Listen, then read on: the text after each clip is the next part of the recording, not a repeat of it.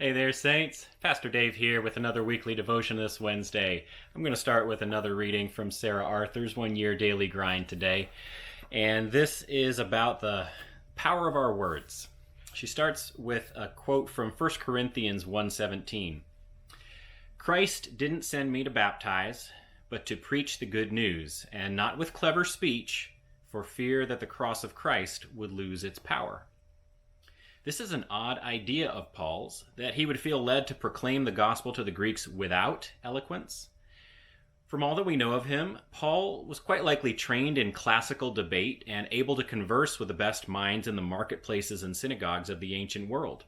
He wowed the Greeks of Athens by quoting their own poets. He stunned governors and kings with his wit. For all intents and purposes, this might have been exactly why God chose Paul in the first place, to pack a polemical punch. If anything impressed the ancient world, it was eloquence. But for some reason, perhaps because his audience was impressed by it, Paul felt that to speak with his usual power would water down the potency of the gospel. It would put the focus on Paul rather than on the cross. The good news would have become merely one among many finely crafted arguments promoting yet another trendy school of thought, whereas the simple presentation of the gospel without frills would have highlighted the truth in such a way that the Greeks would have been both repelled by its seeming foolishness and compelled by its bare bones grace. Paul wrote to the converted Greeks and Jews in Corinth, "When I first came to you, dear brothers and sisters, I didn't use lofty words or impressive wisdom to tell you of God's secret plan. For an inveterate babbler like me, who stumbles over my words in an attempt to sound brilliant, this is good news. Keep it simple, stupid." I, as someone who speaks on a regular basis to a room full of people, I can understand the desire, the impulse to choose your words carefully and deliberately and really think about what you're going to say. I can understand wanting to find the exact right phrases and the exact right stories to convey everything that you're thinking that is, of course, the most important thing that must be said. But I really appreciate this reminder that when we are sharing the truth about God, that truth is much more important than anything that we could say or any way that we could say it.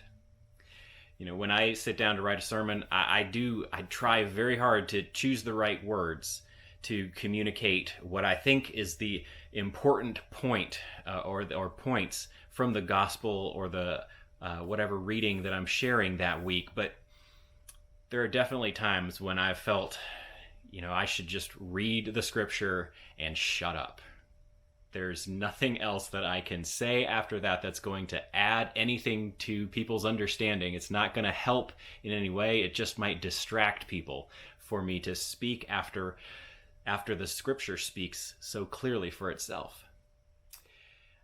Sometimes that's the way I feel.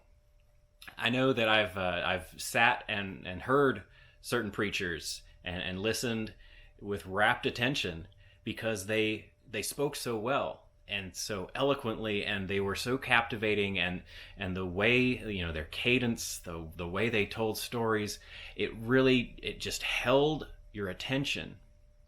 And then walked out, and later that afternoon, I couldn't tell you a word of what they said. Maybe that's happened to you.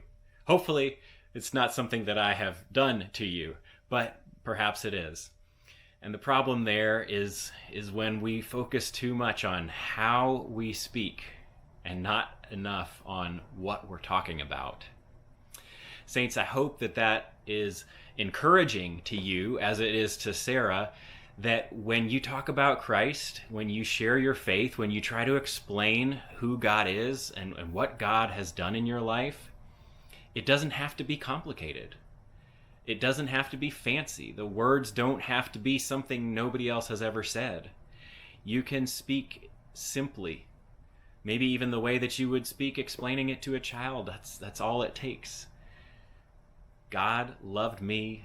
God helped me with this, and I want to thank God for that. Maybe that's all you need to say. Saints, that's your devotional this week. Hope it's something helpful and worth thinking about, and I hope that you're doing well and staying healthy. I'll be praying for you. Hope you'll keep praying for me, and I'll see you again soon. Y'all take care.